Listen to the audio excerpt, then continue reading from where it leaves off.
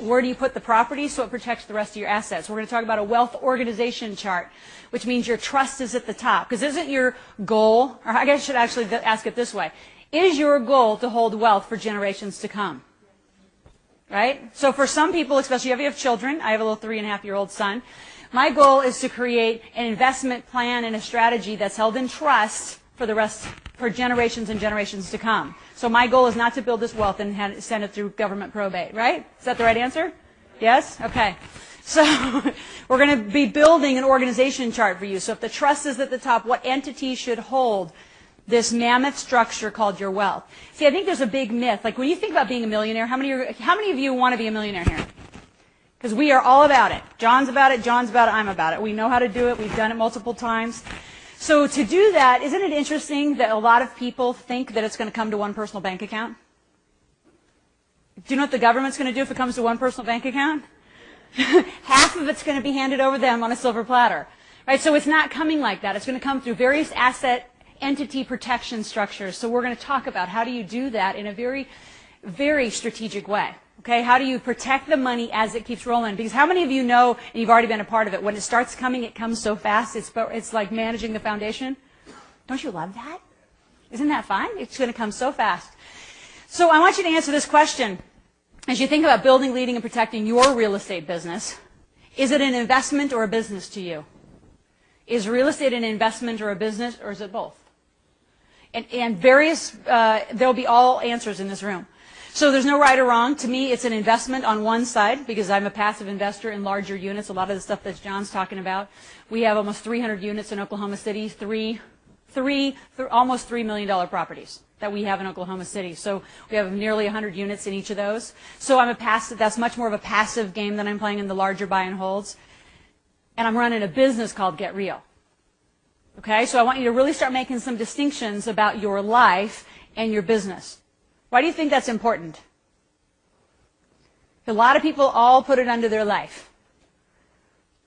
Do you know what I'm talking about? What's the danger if you don't start separating it?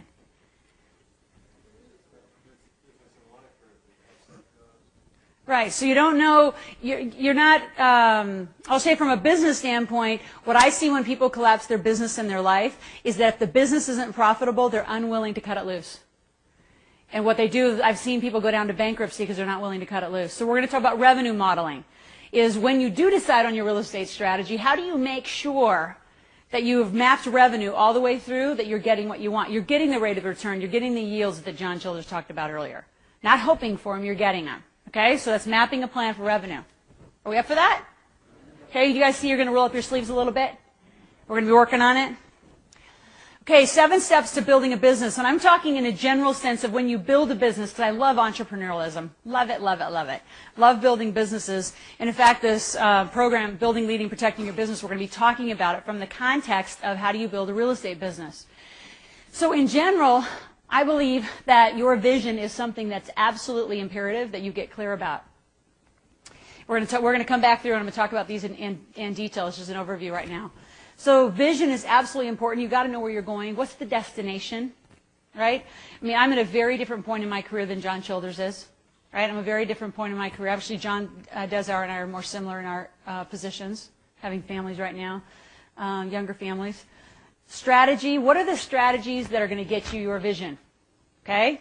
Talk about the difference. Revenue modeling. If that strategy doesn't make cash, then don't call it a business, call it a hobby and put it on the shelf. Right? I see so many people wanting to dabble in things, and they wonder why they can't get profitable. Okay? Protection.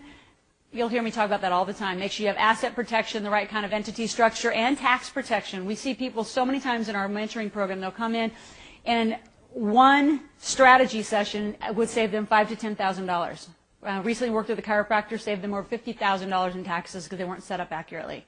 So there's an enormous amount of money that could go towards your wealth building plan that you're paying in taxes because you don't know, you're not set up accurately. Don't you love that? You're going to save so much money by the time you leave. Marketing. We're going to talk about marketing in the context of real estate. We've already started talking about it. How do you get buyers? We're also going to talk about how do you get investors, and we're going to talk about how do you acquire properties. So all three all require marketing and all require sales. Okay, and the last one's leadership. And leadership's not last because it's last in order. Leadership is absolutely critical in all steps and all phases of this, right? Because it's your job to lead your vision. If you're not the one that's leading out loud and really telling everyone your elevator speech about your vision, who's going to do it?